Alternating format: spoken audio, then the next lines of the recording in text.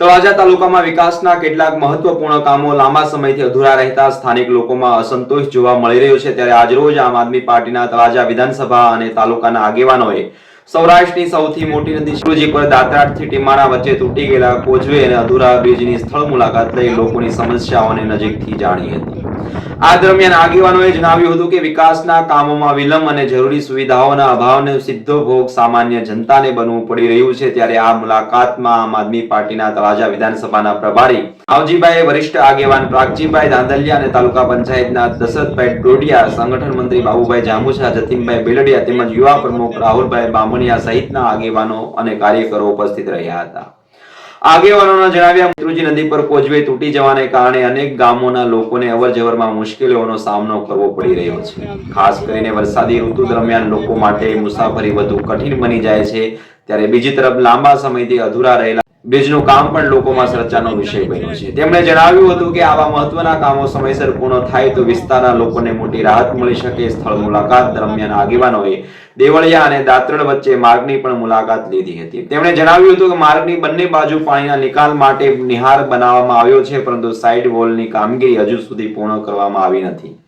પરિણામે વરસાદી પાણીના કારણે માર્ગના કિનારા ધોવાઈ જતા રસ્તો સાંકડો બની ગયો છે। હાલ એવી સ્થિતિ સર્જાય છે કે બે ફોર વ્હીલ વાહનો સામસામે પસાર થવામાં પણ મુશ્કેલી અનુભવી રહ્યા છે, જેને કારણે અકસ્માતનો ભય પણ ઉભો થાય છે। આમ આદમી પાર્ટીના આગેવાનોએ જણાવ્યું હતું કે લોકોની સુરક્ષા અને સુવિધા સાથે જોડાયેલા પ્રશ્નોને પ્રાથમિકતા આપવી ખૂબ જ જરૂરી છે।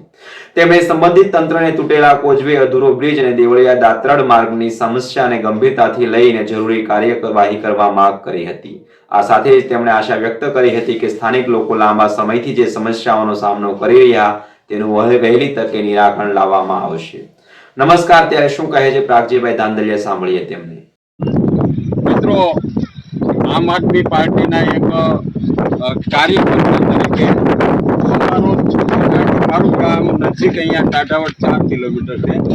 તળાજા તાલુકાના બે છેડાને જોડતા શેત્રુંજી નદી ઉપર માત્ર 2 જ પુલ છે। એમાં અહીંયા કોઝવે, પહેલા કોઝવે બનાવ્યું, આનું બજેટ છે 70 લાખ હતું।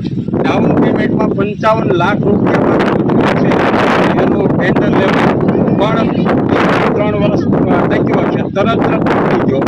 રાજ્ય સરકારને પોતાની ગોલ બતાવે એટલે સામે વિરોધ કરે છે ને એ 7 કરોડનું ટેન્ડર બહાર પાડવામાં આવ્યું અને 7 કરોડનું ડાઉન પેમેન્ટ 5.5 કરોડમાં ટેન્ડર લીધેલું છે। 2019 થી આની પણ મેં આરટીઆઈ કરેલી છે।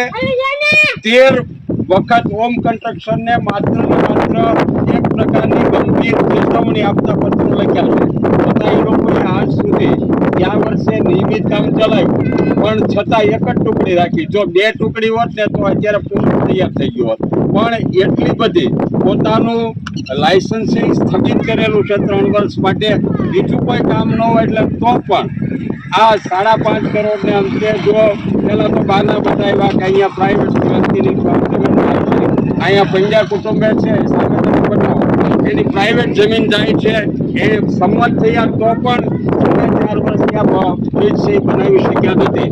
આ 55 લાખ તો પાણીમાં ગયા, પણ હવે લોકોની સુખાકારી માટે જે બાકી બનશે એ હોમ કન્સ્ટ્રક્શનને કડક તાકીદ કરવામાં આવ્યો તો આ વર્ષે પુલ બની ગયો હોત, પણ છતાં તે અધૂરો રહ્યો।